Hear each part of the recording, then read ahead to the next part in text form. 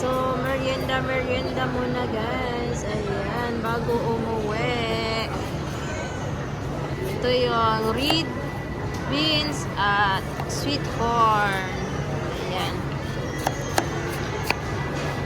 Malamig, maulan sa labas guys, pero nagpalamig pa rin. Halo-halo.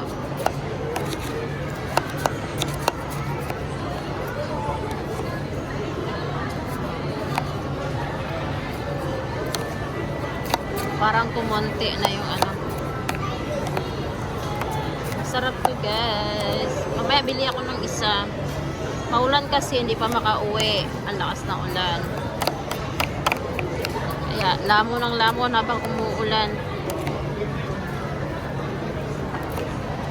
Hindi rin makapag-live dito kasi ano, masyadong maingay.